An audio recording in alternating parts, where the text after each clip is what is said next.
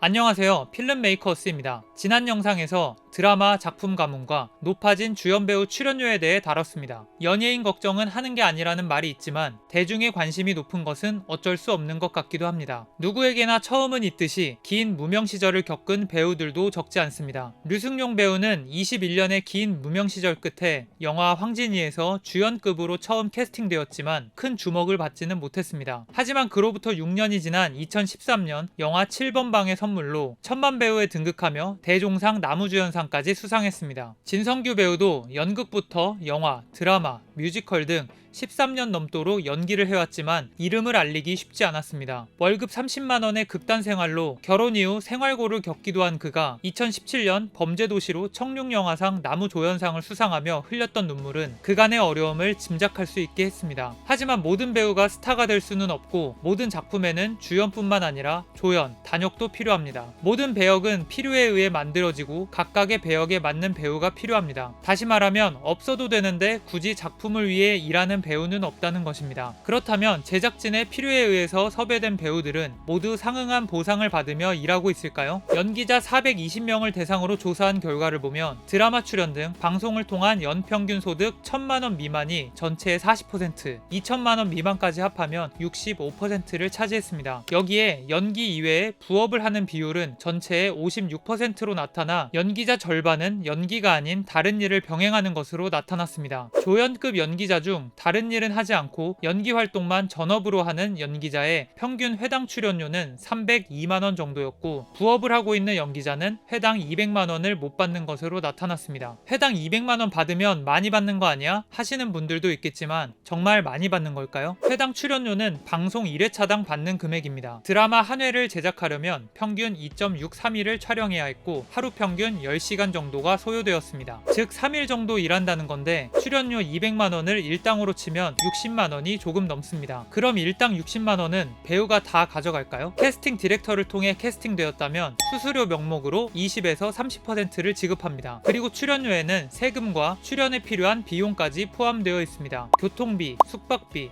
식비, 의상, 헤어, 메이크업 등 필수적으로 지출되는 비용들이 있는데 적게는 10만원에서 많게는 30만원까지 듭니다. 여기에 소속사가 있는 배우라면 비용을 뺀 나머지 금액을 5대5 또는 6대4 등의 비율로 나눕니다. 이것이 연기 경력 5에서 10년차 이상의 조연 배우가 받는 출연료의 현실입니다. 광고 등 부가 수익이 없는 전업 연기자라면 1년 365일 여러 작품에 출연하지 않으면 일정한 소득을 유지하기는 어렵습니다. 단역 배우는 어떨까요? 전업 연기자의 경우 평균 회당 출연료 107만원, 부업이 있는 연기자는 평균 76만원 정도로 나타났습니다. 가장 많이 언급된 액수는 회당 30만원이었습니다. 조연급 연기자의 절반에도 못 미치는 금액이지만 출연을 위해 지출해야 하는 비용은 크게 다르지 않습니다. 또한 단역은 한 작품에 연속하여 출연하는 경우가 적기 때문에 조연에 비해 전체 수입이 훨씬 적을 수밖에 없습니다. 이런 현실 때문에 촬영 일수를 기반으로 한 1일 최저 출연료 제도가 필요하다는 의견이 나오고 있습니다. 드라마 한 회 촬영에 3일이 걸릴 수도 있고 5일이 걸릴 수도 있지만 받는 금액은 동일하기 때문입니다. 단역 연기자들의 생계 유지가 가능하도록 최저 계약 일수를 보장하며 계약 기간이 늘어날수록 1일 최저임금을 낮춰서 장기간 고용이 늘어날 수 있도록 하자는 취지입니다. 물론 인기 배우의 경우 능력에 따라 출연료를 자유롭게 협상할 수 있도록 열어놓고 단역 배우의 최소한의 출연료를 보장하자는 건데 미국이나 프랑스에서는 이미 실행되고 있는 제도이기도 합니다. 누군가는 약육강식이라는 자연의 법칙을 그것도 자본주의 사회에서 거스를 필요가 있냐고 할 수 있습니다. 하지만 자연의 법칙에서 약육강식보다 더 중요한 법칙은 바로 밸런스입니다. 사자 혼자서는 살아남을 수 없듯 다양한 동물들이 조화롭게 생존할 수 있어야 생태계는 비로소 지속 가능할 것입니다. 작품에 꼭 필요한 배우는 주연도, 조연도, 단역도 아닌